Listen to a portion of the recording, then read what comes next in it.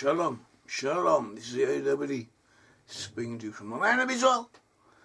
Today we are continuing a very brief explanation of how the clan names and the tribal names of Israelite tribes who went into exile and lost consciousness of their ancestry are still identifiable through history and through records that we have from historical times. Now we're using this book, The Tribes. This is an important work. We have outlined and given explanations as to what we are about to explain in this work.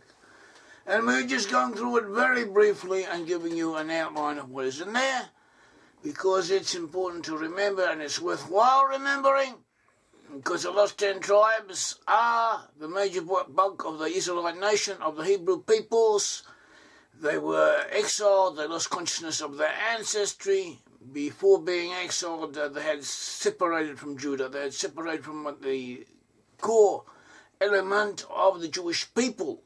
As you know, there were 12 tribes of Israel. 12 tribes of Israel divided into two separate sections after the death of King Solomon. They split apart. They were sundered into two different polities, two separate kingdoms.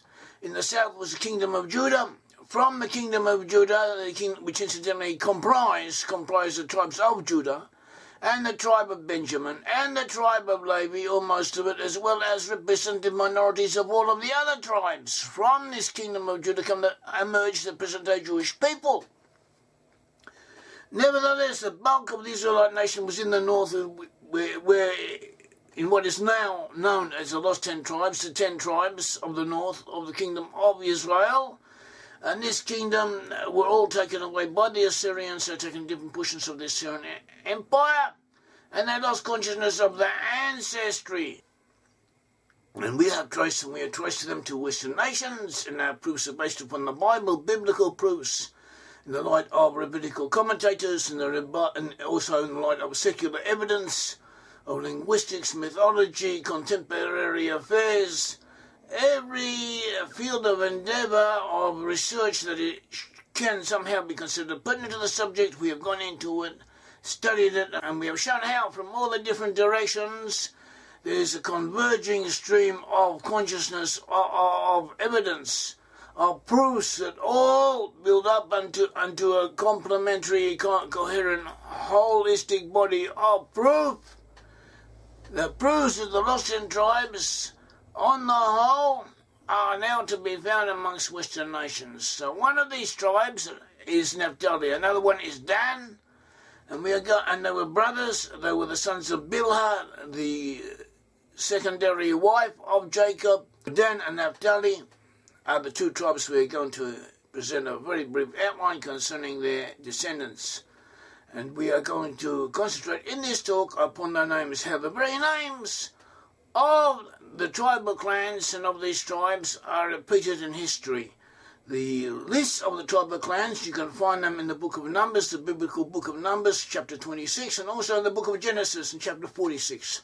In both places you have a listing of the 12 tribes of Israel and also of the clans amongst the tribes of Israel, that is the sons and the grandsons of the original 12 tribes, which altogether came to a number of around 70, came together to a number of 70, so altogether you have 70. And with these names we are able to trace their descendants as they moved and as they migrated from one place to another.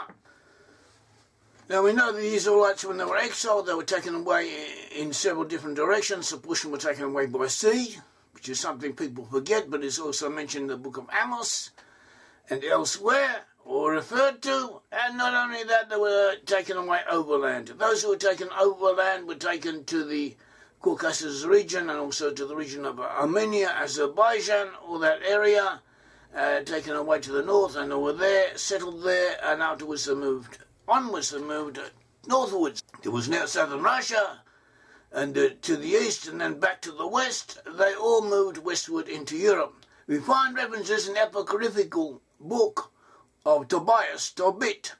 Tobias mentions people from the tribe of Naphtali being settled in the region south of the Caspian Sea and to the southwest of the Caspian Sea, And here too we find a nation otherwise known as Cadusi, and sometimes referred to as Gaeli. That is Gaeli, the very same name given to the Celts in the west, Gaeli. And according to Xenophon, related to the Sakai, that is to the Scythian peoples, and they were there in that area. And from these names we see identifications of the one people. We later find this same grouping further to the north, around the Ural Mountains and related regions, also the Don River and so on. Around that area we can trace them, we can find them. They're also known as Little Goths. They're also Jewish legends relate to the tribe of Naphtali and the tribe of Dan, being in those areas along with other tribes. Ortelius in the late 1500s in the Netherlands also transmitted legends or traditions that Dan, the tribe of Dan and the tribe of Naphtali had been in that region, and that had been known as Naphtalites. He identifies them with the White Huns, also known as Naphtalites. And these Naphtalites moved to Norway, and together with them were elements of Dan. Now the history of Scandinavia, as far as we know, as far as we are concerned, in the Bronze Age, that is, shortly after the Israelites were exiled, we find the people there of mixed Israelite and Philistine heritage. They had a Minoan, that is a Minoan type of civilization from the Middle East area, and they were also partly of Israelite origin.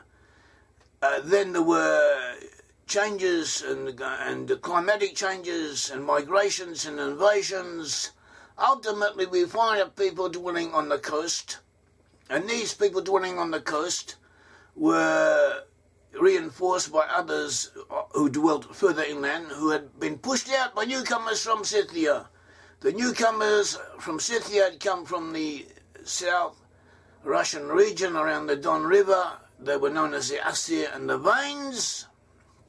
We have identified part of them with the tribe of Asher, and they pushed out a good portion of the people who were originally in Norway. They pushed them further to the west. These people were different. They come from Scythia. They had a Scythian type of a culture. They were also taller and somewhat different from the people they were pushing outwards. And but at all events, the people who were being pushed to the coast also became the bulk of the Vikings, who invaded Normandy in France and became the Normans. They also settled in Ireland and in England and in other areas. Incidentally, the Normans who emerged from the Vikings were led by William I, and it's almost certain that the mother of William I, the conqueror, William the Conqueror of England from Normandy, his mother was a Jewish woman, which is interesting. It is a historical curiosity, and it's worth keeping in mind for those who like history. The newcomers who entered Scandinavia were also known as Naphtalites. Naphtalites were part of them. Naphtalites have the very name is derived from Naphtali, and we can trace them. We can trace them from the Urals region, from the southern Russian region, and we can trace them up into Scandinavia in the period concerned. This was in the 600s, 700s, the approximate time when they were expanding their presence in Scandinavia. So concerning the elements who dominated Norway, we consider them to have been part of Naphtali. We should also mention that not only were the newcomers from Naphtali, but it could be that a portion of the people already dwelling in that region were also from Naphtali, because we often find in researchers that peoples from one tribe are joined from people from the same tribe, groups from the same tribe coming in, sometimes fighting each other until they make room for each other, and eventually coalesce with each other. There's, as if to say, a homing instinct, as if divine providence wanted that elements from the same tribe, of the same Israelite origins, would ultimately reunite. As we said, we find the Naphtali becoming also known as the Kudusi. The Kudusi relate us to people in the west.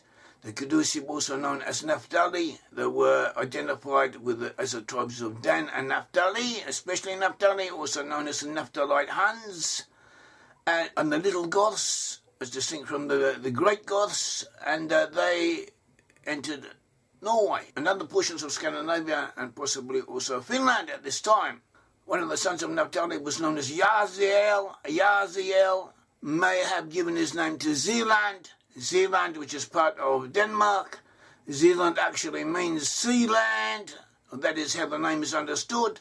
And also we have a Sealand or Zealand in the Netherlands, which too might be connected, or it might be simply that because these areas are by the sea or adjoin the sea, they were known as sea lands. But it does happen that people with a certain name have this name changed or adapted according to how the people who use the name interpret it. I'll give you an example. I have a friend of mine, who passed away not long ago. He used to live in a settlement near Jerusalem known as Ha-Ada. Ha-Ada. Ha means mountain, Ada means great. The Great Mountain was the name of the settlement he lived. It was the name of the settlement he lived in, Ha-Ada. And where did this name Ha-Ada come from? In the Second World War, the British set up on this hill a radar station in case the Italians and the Germans should attempt to invade Palestine, as it was then known. They had a radar station on the hill, and the hill was known as Radar Hill. In other words, the hill of Radar Hill. And later, when the settlement was built on this area, the Jewish settlers gave it a name similar to the name that it already had, or it sounded similar to the name it already had, Ha-Ada. Ha-Ada, meaning Great Mountain. It sounds similar to Radar Hill, or Ha-Radar, as it would have been known in Hebrew. It almost is the same, but they changed the meaning slightly, they changed the pronunciation slightly, and gave it a different connotation. So this is the way names go.